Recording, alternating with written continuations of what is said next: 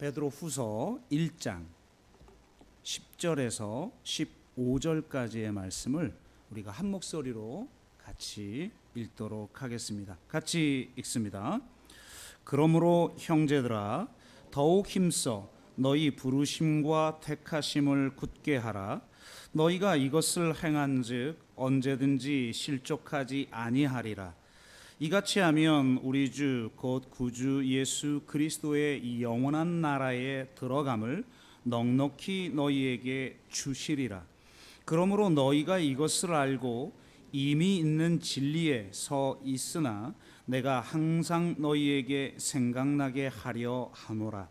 내가 이 장막에 있을 동안에 너희를 일깨워 생각나게 함이 옳은 줄로 여기노니 이는 우리 주 예수 그리스도께서 내게 지시하신 것 같이 나도 나의 장막을 벗어날 것이 임박한 줄을 알미라. 내가 힘써 너희로 하여금 내가 떠난 후에라도 어느 때나 이런 것을 생각나게 하려 하노라. 아멘. 네, 우리 협동 목사님 나오셔서 말씀을 증거해 주실 때 많은 은혜 받으시길 바랍니다.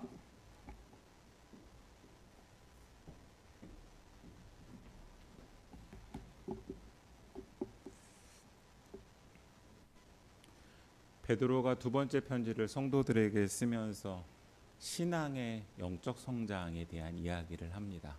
지난번에 말씀드린 것은 이 믿음은 관계로 인해 풍성해진다라고 말씀을 드리면서 관계의 언어를 내 삶에 들여놓는 것, 그리고 그런 경험들이 우리의 믿음을 더욱더 풍성하게 한다라고 말씀드렸습니다. 계속해서 베드로는 그런 관계의 경험들로 신앙이 풍성해질 때에 방향을 잃으면 안 되기 때문에 본질에 대한 이야기를 오늘 여러분들이 읽으신 말씀을 통해서 다시 한번 저희 가운데 도전하고 있습니다. 그러면 그 본질이 무엇인가를 10절, 11절에 강조하고 있는데요. 제가 표준 세번역으로 한번 읽어드리겠습니다. 그러므로 형제자매 여러분 더욱더 힘써서 여러분이 부르심을 받은 것과 택하심을 받은 것을 굳게 하십시오. 그러면 여러분은 넘어지지 않을 것입니다.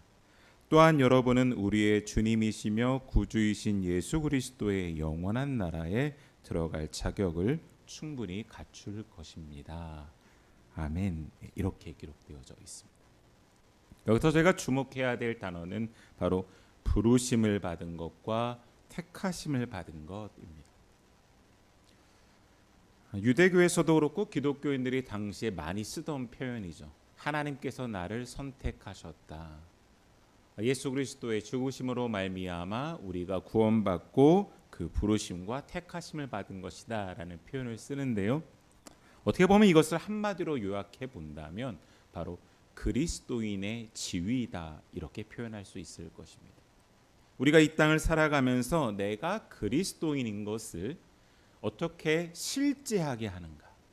다시 말해서 머리로만 혹은 사상적으로만 내가 기독교인이 됐다라는 동의에 끝나는 것이 아니라 실제로 나의 일상 가운데 그리스도인을 드러내는 것, 바로 이 그리스도인의 지위, 예수 그리스도의 구원하심으로 말미암아 저희가 오늘 이 성찬 예식을 행하면서 다시 한번 예수 그리스도의 죽으심 그리고 부활하심에 대해서 생각하는 것처럼 바로 내가 그리스도인임을 다시 한번 드러내는 것에 대해서 오늘 베드로는 강조하고 있는 것입니다.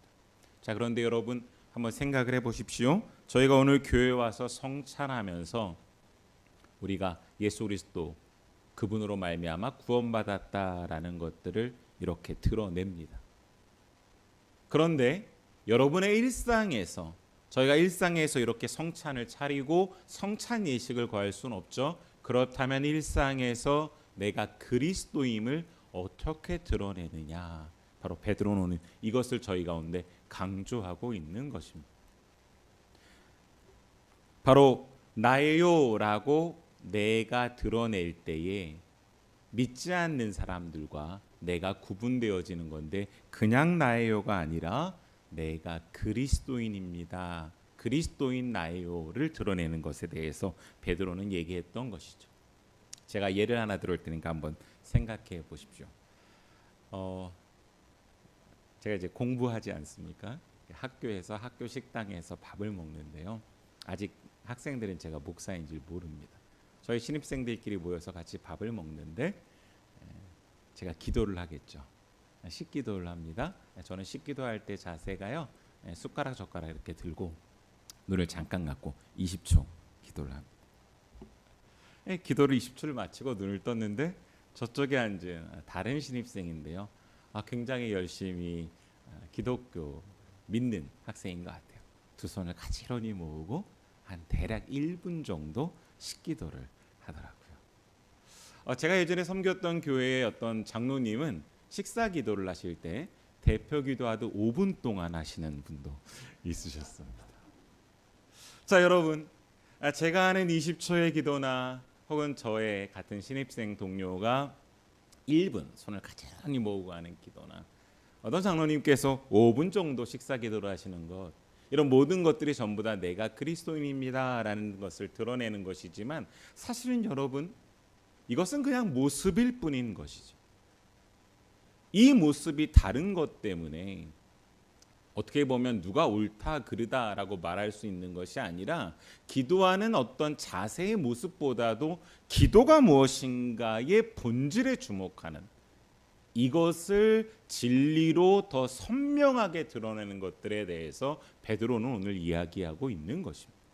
따라서 사랑하는 여러분, 나의 어떤 기도하는 모습 그 자체 혹은 종교적인 행위에 주목하는 것이 아니라 오늘 베드로는 만약에 식사 기도를 해야 된다면 이 식사 기도 2024년 오늘 이 식사 기도를 할 때 우리가 이 본질이 무엇인가에 대해서 더 주목하라고 촉구하고 있는 것입니다. 따라서 오늘 말씀을 들으면서 사랑하는 여러분, 내가 정말로 주목해야 될 본질이 무엇인가를 깨닫고 그것이 나의 일상에 온전히 그리스도인으로서 나의 이 지위가 실제하게 드러나는 저와 여러분 되시기를 간절히 축복합니다. 꼭 그렇게 되셨으면 좋겠습니다. 그러면서 연이어서 12절 13절에 바로 이런 본질을 드러내는 것이 어떤 것인가를 베드로가 새로운 표현으로 저희가 한데 얘기하고 있는데요. 표준 세번역으로 제가 역시나 동일하게 읽어드리겠습니다. 그러므로 비록 여러분이 이런 것들을 알고 있고 또 받은 진리에 굳게 서 있지만 나는 언제나 이런 것들을 두고서 여러분을 일깨우려 합니다. 저희가 밑줄 쳐야 되는 부분이죠. 바로 일깨우려 한다라는 표현입니다. 그러면서 동일하게 13절입니다. 나는 이 육신의 장막에 사는 동안 여러분의 기억을 일깨워서 분발하게 하는 것이 옳다고 생각합니다. 이미 우리가 예수 그리스도의 죽으심과 십자가에 달리셔서 우리를 구원하시고 부활하신 이 놀라운 사건으로 말미암아 내가 그리스도인 된 것을 알고 있다라는 것입니다. 그것을 내가 진리로 붙잡고 있는데 거기서 끝나지 않고 이 진리를 예수가 그리스도이심을, 이 본질을 일깨운다라고 표현을 하고 있습니다. 그렇다면 이 각성이라고 하는 것, 일깨운다라는 것이 무엇인가 저희가 좀 생각할 필요가 있죠. 역시나 동일하게 여러분들과 조금 더 이 일깨운다라는 베드로가 강조했던 내용을 저희의 일상에 좀 와닿게 하려고 제가 예를 하나 들어드리겠습니다. 계속해서 제 경주 생활을 말씀드릴 수밖에 없는데요. 신입생이잖아요. 죽겠습니다. 너무 힘들어요. 왜냐하면 저는 등교라고 표현하지 않고 출근이라고 표현하는데요. 아침 9시부터 저녁 6시까지 월요일부터 금요일까지 매일 나가서 악기 제작하는 게 목공일이다 보니까 계속 몸을 씁니다. 하루 종일 몸을 써서 움직이다 보니까 너무 피곤한 거예요. 그래서 이제 3월 한 달 동안 학교를 쭉 다니면서 너무 지치다 보니까 밤에 기도할 때 한 번은 주님 다시 서울로 올라갈까요? 너무 쉽지 않더라고요. 근데 제가 서울에서 생활할 때도 가끔 이제 지치거나 너무 속상하고 힘들면 이제 문화 생활을 하면서 제 감정을 좀 추스리기도 하고 다시 한번 좀 이렇게 쉼을 얻기도 하는데 그동안 너무 열심히 이제 목공일을 하느냐고 경주에는 뭐가 있는지 몰랐어요. 그래서 얼른 살펴보니까 경주예술의 전당에서 제가 좋아하는 작가 전시를 하고 있는 겁니다. 개인적으로 방고흐, 모네, 렘브란트 이런 작가들을 좋아해서 한국에 전시가 들어올 때마다 제가 전시를 구경하러 가는데 마침 다 전시가 있는 거예요. 경주 시민은 50% 할인 말이야죠. 제가 전입신고까지 했으니까 얼른 달려가서 보면서 그나마 좀 회복을 해서 다시 학교를 다니자라고 생각을 했습니다.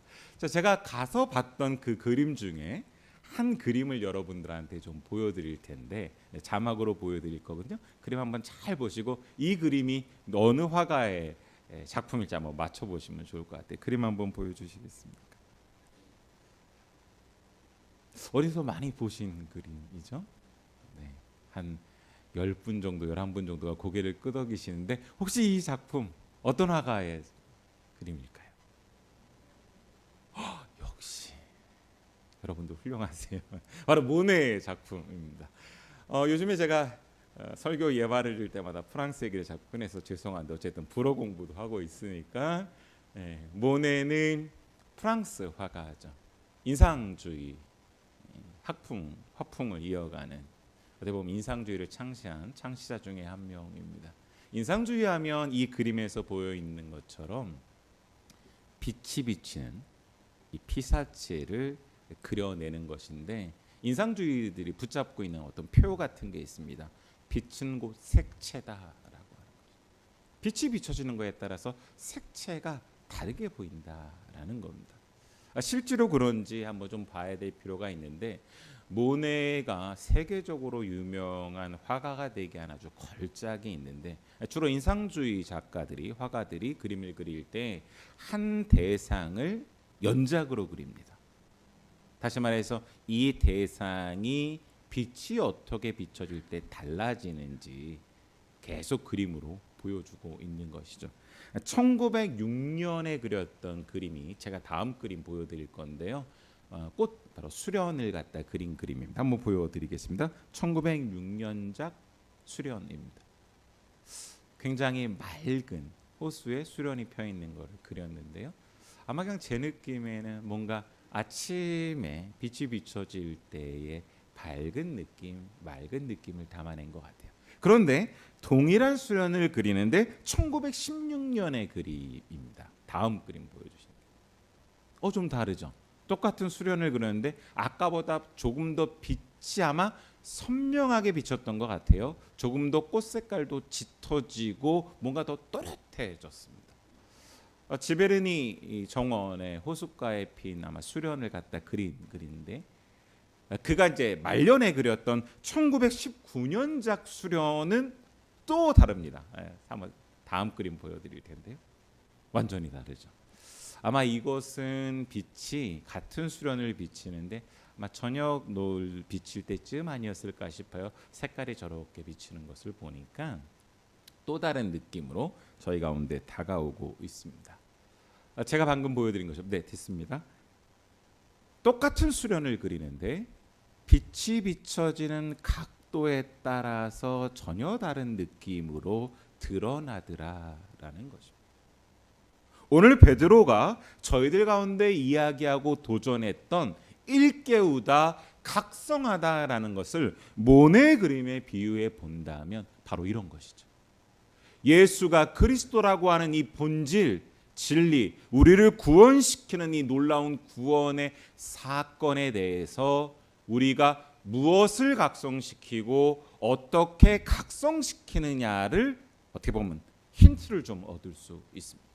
무엇을 각성시켜야 되겠습니까? 바로 진리를 만난 결정적인 사건, 예수 그리스도를 만났기 때문에 자신의 인생이 변화된 것들에 대해서 베드로는 고백할 수밖에 없었고 저와 여러분들도 고백할 수밖에 없죠. 이 진리를 놓쳐버리면 우리는 은혜 아래 살지 않게 되고 나의 주장과 나의 경험과 나의 의로 살아가게 되는 것입니다. 이 세상에는 하나님의 공의가 이루어지지 않고 하나님의 정의가 이루어지지 않고 우리의 의가 드러나서 서로 죽이고 파멸에 이르게 되어지는 인생으로 흘러가게 될 것입니다. 그렇기 때문에 무엇을 각성시키는가 했으면 바로 예수 그리스도를 만나 예수가 구세주임을 고백한 이 결정적인 사건, 예수 그리스도 이 진리를 각성하는 것일 테고. 근데 여기에서만 머물지 않고 오늘 베드로가 강조한 것처럼 일깨운대요. 어떻게 해요? 오늘 모네의 그림에서 본 것처럼 각도를 조금 다르게 해서 내 일상에 바로 이 진리의 빛을 비춰서 지금 이 순간 하나님이 내게 말씀하시는 것이 무엇인가? 지금 2024년에 나로 하여금 그리스도인답게 살아가는 것, 실제하는 것이 무엇인가를 드러내라 라는 의미라고 생각을 합니다. 한번 이렇게 생각해 보시겠습니까? 내가 자녀를 양육할 때 그동안 10년 동안 양육했던 방법이 있어요. 결과도 좋았습니다. 나름 많은 사람들한테 또 주목도 받고 칭찬도 받는 양육 방법입니다. 그런데 이것에 대해서 본질적으로 그리스도께서 그의 핏값으로 사시고 우리를 살리셨다라고 하는 이 고백 속에서 나의 부모로서 양육을 비춰보지 않으면 그것은 또다시 사문화되듯 굳어지듯 어둠 속에서 우리로 하여금 예수 그리스도를 따르지 못하고 굳어있는 상태로 만들기 때문에 2024년에 내 양육은 그리스도인으로서 마땅한가, 예수 그리스도께서 나의 구세주임을 믿고 하는 양육인가를 비춰봐야 된다라는 것이죠. 어디 부모가 자녀를 양육할 때뿐이겠습니까? 우리의 일상 구석구석. 그런 의미에서 다가오는 총선에서도 저희가 정치에 대해서 생각할 때 단순히 나의 이념에 대해서가 아니라 그리스도인답게 이번 총선에 임하는 것은 무엇인가라고 잘게 쪼개서 빛을 비춰보지 않으면 우리는 경험적으로 관습적으로 투표를 하고, 오늘 베드로는 이것을 강조하고 싶었습니다. 첫 번째 기억해야 될 오늘의 말씀은 바로 이렇게 기억을 일깨우는 신앙을 살아야 된다라는 것이죠. 그런 의미에서 한번 앞뒤 좌우 옆 사람에게 일깨우십시다, 깨어나십시다 한번 이야기 나누도록 하겠습니다. 한번 선포할까요? 깨어나십시다. 여러분 기억하십시오. 깨어나야 돼. 빛을 비추듯 잘게 다른 각도로 비춰야. 오늘 두 번째 저희가 좀 깊이 묵상할 내용은 14절 15절에 또 하나가 나오는데요. 제가 동일하게 표준 세번역으로 읽어드리도록 하겠습니다. 우리 주 예수 그리스도께서 나에게 보여주신 대로 내가 육신의 장막을 벗을 때가 멀지 않음을 알고 있기 때문입니다. 그리고 내가 세상을 떠난 뒤에도 언제든지 여러분이 이런 일들을 기억할 수 있게 하려고 힘을 쓰고 있습니다. 아멘. 이렇게 기록되어져 있습니다. 자, 여러분 한번 생각해 보십시오. 베드로가 예수 그리스도를 만나서 변화됐어요. 그리고 난 다음에 그가 지금 육신의 장막을 벗는다는 표현이 당시의 고대 문헌에 많이 나오는 표현인데 죽음을 앞두고 있거나 유언장을 쓸 때 쓰는 표현입니다. 유추해 보면 지금 베드로는 이제 곧 로마에서 죽게 되어지는 임박한 죽음을 앞두고 죽음에 대해서 그래 뭐 죽는 것이지라고 당연시 생각하는 게 아니라 방금 말씀드렸죠. 자기가 만난 진리 예수가 그리스도라는 걸 통해서 비춰봅니다. 바로 죽음에 대해서 비춰보기 때문에 방금 14절에 우리 주 그리스도께서 나에게 보여주신 대로라는 표현을 쓰고 있는 것이죠. 이게 무슨 말인가? 여러분 이 사건은 아마 그때를 떠올리면서 베드로가 고백한 것 같아요. 요한복음 21장 한번 나중에 집에 가서 찾아서 쭉 읽어보십시오. 요한복음 21장은 예수님께서 죽으시고 부활하시고 난 다음에 제자들에게 디베라 바닷가에 찾아가서 만나주시면서 조반을 차려주시고 먹이시며 베드로에게 그렇게 물어보십니다. 네가 나를 사랑하느냐? 그 말 끝에 바로 18절 19절에 이렇게 예수님께서 베드로에게 말씀하신 내용이 나오기 때문에 베드로가 그것을 각성시킨 거죠. 내가 진정으로 네게 말한다. 네가 젊어서는 스스로 띠를 띠고 내가 가고 싶은 곳을 다녔으나 내가 늙어서는 남들이 내 팔을 벌릴 것이고 너를 묶어서 내가 바라지 않는 곳으로 너를 끌고 갈 것이다. 예수께서 이렇게 말씀하신 것은 베드로가 어떤 죽음으로 하나님께 영광을 돌릴 것인가를 암시하는 것이다. 예수께서 이 말씀을 하시고 나서 베드로에게 나를 따라라 하고 말씀하셨다. 아멘. 이렇게 써 있었던 것이죠. 그러니 그냥 일반 사람들이 죽는 죽음에 대해서가 아니라 그 당시에 베드로가 그 삶의 자리에서 죽음에 대해서 다시 한번 각성하는 거죠. 아, 주님이 내 삶의 주인 되시는데 그러면 나의 죽음은 어떠한 죽음이어야 되는가? 주님께서 말씀하시는 대로 진리의 빛으로 내 죽음을 비춰보면서 자기의 죽음을 준비하면서 성도들에게 권면하는 것이니 그는 그의 일상의 본질을 정확하게 비춰보면서 그 본질이 자기의 일상에 드러나게끔 오늘 저희들 가운데 이야기하고 있는 것입니다. 인생의 여러 사계절을 여러분들이 보내고 계세요. 어떤 분은 실직하셨을 수도 있고 어떤 분은 취업을 안 하셨을 수도 있고 어떤 분은 사회의 폭력 앞에 무너졌을 수도 있고 어떤 분은 내가 사회의 폭력을 행하는 가해자로서 내 삶을 지탱하고 있는 분이 있을지도 모르겠습니다.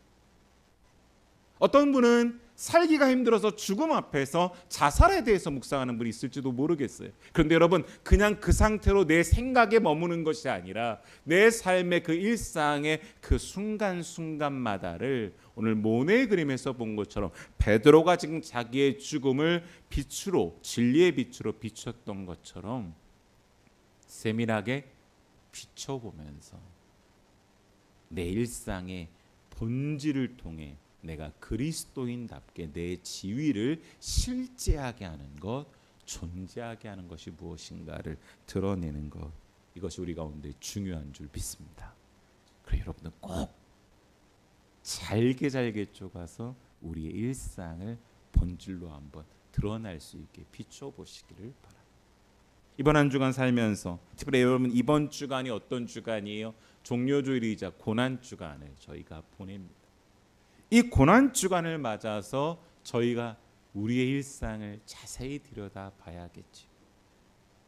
아 그래 의례에 맞는 고난주간이구나 라고 보낸다든지 다음 주일 부활주를 맞았을 때에 아 부활주일이구나 라고 와서 예배드리고 보낸다면 여러분 우리는 오늘 베드로의 권면대로 하는 것이 아니라 일깨우지 않고 원래 내가 하던 관습대로 종교적인 행위로서 부활절 예배를 드리고 고난주간을 보내는 것이에요.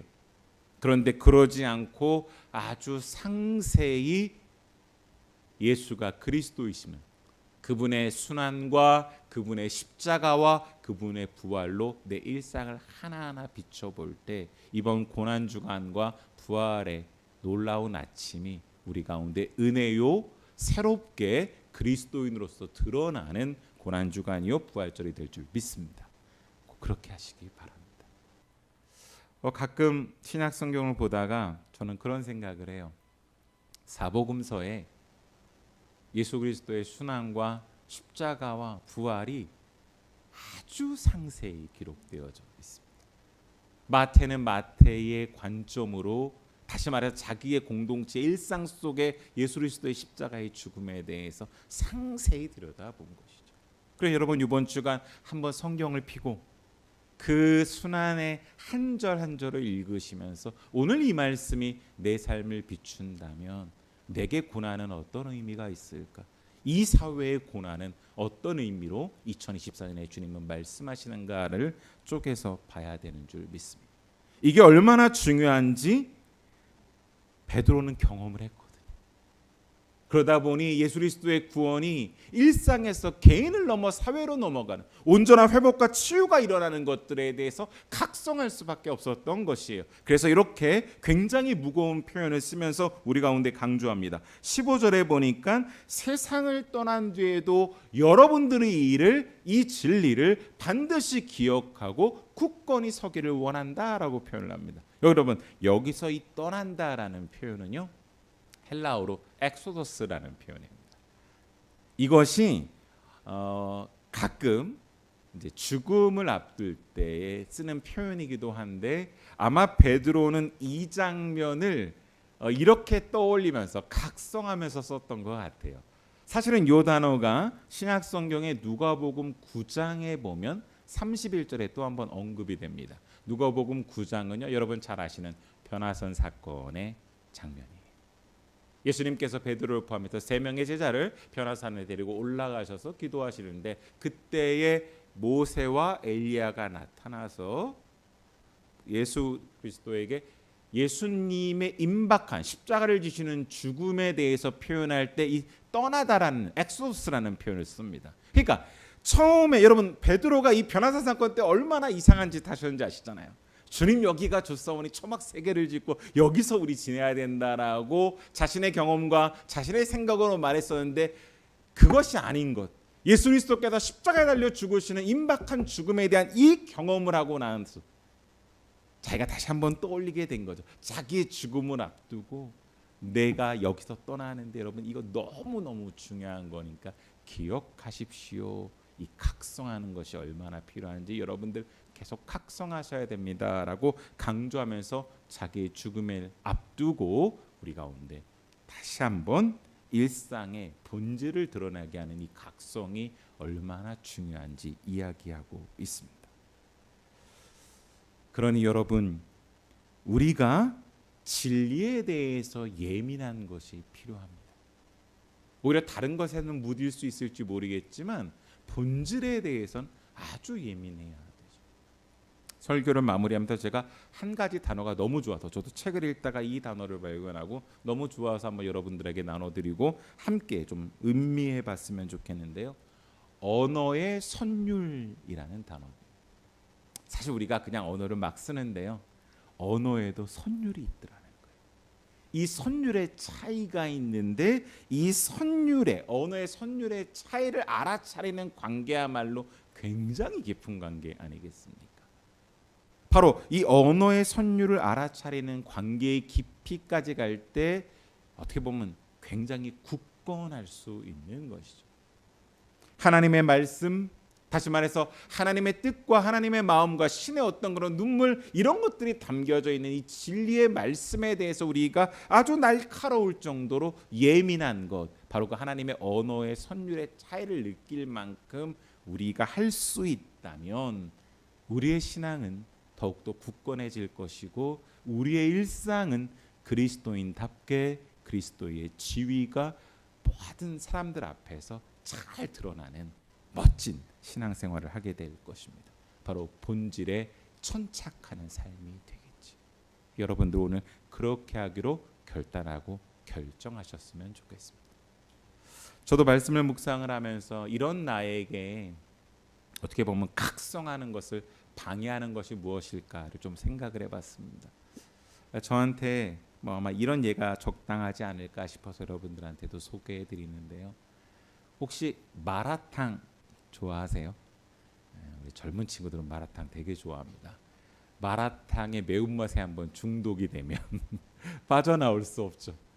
이게 맛을 들인다라는 표현인데요. 저는 각성을 방해하는 게 신앙적인 태도는 바로 이 맛을 들이는 것이다라고 생각해요. 내가 한번 맛을 들이면 또 다른 맛에 대해서는 무뎌지고 또 다른 맛에 대해서 내가 새롭게 알려고 하지 않는 것이죠. 예를 들면 이런 거일 수 있지 않을까 싶습니다. 이미 내가 구원받았어요. 나는 구원받은 신자입니다. 성도입니다. 그리고 더불어숲 동산교회에 나와서 셀 활동을 하면서 양육을 받았어요. 그래서 목사님께서 요즘에 셀로 우리 양육하는 그 주일 설교를 하고 계시는데 하나님의 마음에 대해서 듣는데 너 이거 지난번에 예전에 들었으니까로 생각하고 있다면 우리는 각성하고 있지 않는 것이죠. 10년 전에 하나님의 마음을 들었던 것과 지금 2024년에 하나님께서 하나님의 마음을 목사님을 통해서 선포하면서 들려주실 때는 뭐예요? 모네의 작품처럼 예수 그리스도라는 진리로 내 삶의 하나님의 마음을 다시 한번 비춰보라는 겁니다. 다르게 드러날 것이니까요. 자, 여러분 같이 와서 예배를 못 드리고 있지만 유튜브로 목사님 설교하신 내용들을 보고 있거든요. 함께 같이 참여합니다. 하나님의 그 마음에 대해서 다시 한번 생각하라고 던져주시는데, 나 이거 10년 전에 이미 들은 거라고 덮어놓고 있다면, 내가 이미 그 맛을 알고 있다고 덮어놓고 있다면 우리는 각성하는 그리스도인으로서 살아갈 수 없는 것이죠. 어디 그뿐이겠습니까? 저희가 어제 더불어숲 3.0 비전 워크숍을 진행했는데, 사실 더불어숲 동산교회 10년 이상 다녔다면 목사님이 말씀하시는 어떤 단어가 딱 나와도 이미 압니다. 아, 교회는 공공성을 추구한다. 아, 그 공공성 난 알아 라고 덮어두면 오늘 베드로가 권면한 것처럼 우리는 각성하지 않고 있는 거예요. 이미 내가 알고 있다고, 그 맛을 안다라고 덮어두고 있다. 그런데 오늘 베드로는 그렇게 우리 가운데 권면하지 않죠. 각성하라는 겁니다. 교회의 공공성이라는 게 2024년 주님이 이 땅 가운데 원하시는 것이 무엇인가 다시 한번 잘게 예민하게 비춰보라. 그러니 사랑하는 여러분, 우리의 일상 가운데, 이 교회 가운데, 이 땅 가운데에 우리가 각성을 다시 한번 하도록 본질이신 예수 그리스도이심을 믿고 그것으로 비춰봐야 되는 줄 믿습니다. 꼭 그런 여러분 되시기를 간절히 축복합니다. 제가 아우구스티누스의 고백록으로 제가 설교할 때 한번 1년을 같이 보내자라고 했는데요. 아우구스티누스가 고백록을 총 13권을 썼는데 1권부터가 어린 시절에 대한 이야기가 나옵니다. 9권까지 그가 정말로 비신앙적으로 부끄럽게 살았던 내용들을 하나하나 적어서 9권까지 기록이 쭉 돼 있고, 이런 자기를 용납하시고 받아주셨던 하나님께 감사하는 고백이 기록되어져 있어요.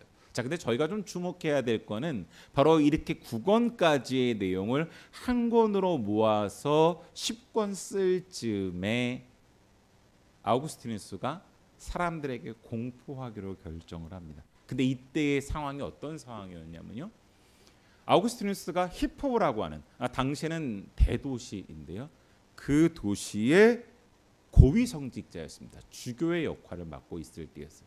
이미 주교로서의 권위가 있고 그리고 명망이 있었던 때였기 때문에 자기의 과거의 이야기, 그냥 과거 이야기 아니에요. 한번 여러분 고백록 읽어보십시오.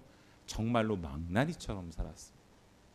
그 내용을 자기가 사람들한테 말을 한다는 것, 오늘 베드로의 권면대로라면, 모네 그림처럼이라면 아우구스티누스가 어린 시절, 청소년 시절, 심지어 만이교에 빠졌다, 이단에 빠졌다, 이런 내용들을 굉장히 잘게 빛으로 쪼개서 드러낸 이 내용을 고백한다라는 건, 한 권의 책으로 출판한다는 건 파면되거나 어쩌면 사람들한테 권위를 잃을 수 있는 굉장히 위험한 때였어요.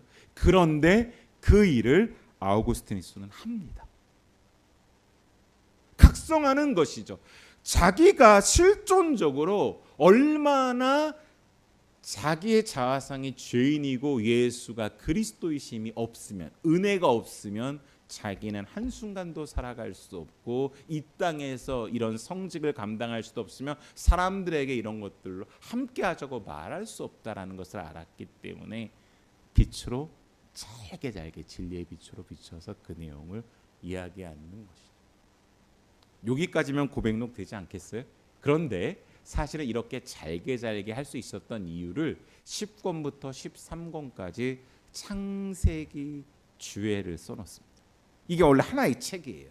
고백록이라고 하면 우리 그냥 단어의 의미처럼 1권부터 9권일지도 모르겠는데 바로 10권부터 13권은 창세기 주애를 답니다. 왜 그 주애를 달았을까요?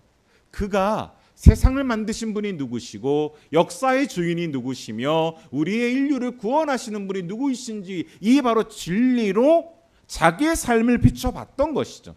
그렇기 때문에 10권부터 13권의 창세기 주애가 뒤쪽에 붙어서 고백록이 완성될 수 있었고, 그 당시에 사람들에게 자기의 부끄러운 것이지만 솔직한 자화상, 인간의 실존적인 문제들에 대해서 죄인임을 쭉 명시할 수 있었던 것입니다. 그러니 여러분, 오늘 여러분들이 붙잡고 계시는 본질이 무엇인지, 그리고 그 본질을 나는 나의 일상에서 매일매일 매순간 각성하고 있는지 다시 한번 돌이켜보시면서 이번 고난주간과 부활주의를 맞으시는 저와 여러분 되기를 간절히 소망합니다. 아멘. 우리 그런 의미에서 오늘 찬양을 결정을 하고 선택을 했는데 여러분 많이 아시는 찬양입니다. 갈보리 산 위에 십자가 섰으니라고 하는 찬송가인데 우리 한번 이 찬양을 갖다 고백하기를 원하는데요. 우리 1절 2절을 한번 묵상으로 쭉 한번 저희가 고백해 봤으면 좋겠는데 기도하는 마음으로 우리 찬양팀이 반주해 주실 텐데 너무 잘하시는 찬양이니까 그냥 단순히 가사 안다 이게 아니라 오늘 내 삶의 어느 곳에 바로 예수 그리스도이심 그분의 십자가의 빛이 비춰지기를 원하시는가. 분명 저는 오늘 성령께서 감동하셔서 저와 여러분에게 말씀해 주실 거라고 생각합니다. 우리가 덮어두고 있었던 것 혹은 나는 무시하고 있고 무관심했었던 그곳에 십자가의 빛이 비춰지기를 원하실 텐데 오늘 1절 2절을 찬양을 묵상을 하는 동안은 주님 오늘 내게 말씀하여 주십시오. 그곳에 나의 일상의 이 사회 가운데에 십자가의 빛이 비춰지게 해주십시오. 이렇게 한번 고백하는 마음으로 눈을 감고 묵상을 하도록 하고요. 3절 4절은 저와 여러분이 주님 그 십자가 그 진리를 가지고 본질을 갖고 내 삶을 비춰보겠습니다 라고 우리가 함께 고백했으면 좋겠습니다.